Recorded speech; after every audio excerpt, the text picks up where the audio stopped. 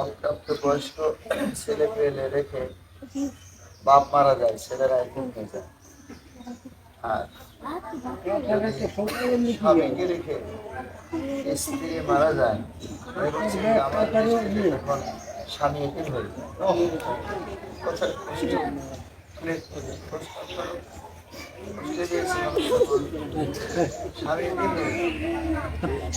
মনের কথাটা বললাম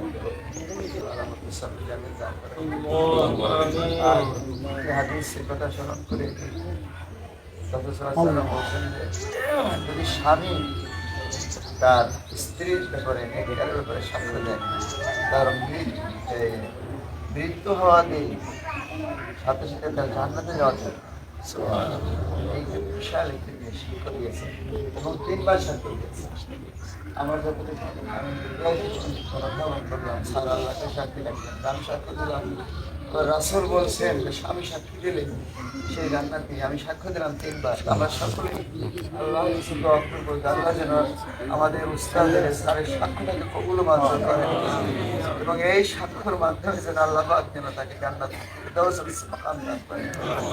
ছেলে আছে, ছেলের চোখে পানি। হাদিস শরীফে এসে ছেলে যখন পিতা মাতার জন্য দোয়া করে একটা ডাইরেক্ট রব্বুল আলামিন দরবার কবুল করে দেয়। সেই সৌভাগ্য আমাদের শারীরিক সহযোগী আসুন আমরা তার জন্য জানাজা মানে হলো দোয়া। ছেলে মেয়ে দুজনকে বললাম, বাবা আমি দায়িত্ব পালন করতে পারি, তোমরা তোমার মায়ের স্মৃতিটা তোমরা পান না। আপনাদের কাছে আমার, উনি তো গ্রামে থাকে নাই, অথবা তাদের সাথে আমার মহামালা ছিল না। তারপরেও যদি কারো পরিবারের লোকজনদের সাথে, মহিলাদের সাথে, পুরুষদের সাথে প্রশ্ন ওঠে না, কোনো আচরণ খারাপ করে থাকেন আপনার ক্ষমা করে, আমি তার পক্ষ হয়ে ক্ষমা চাই।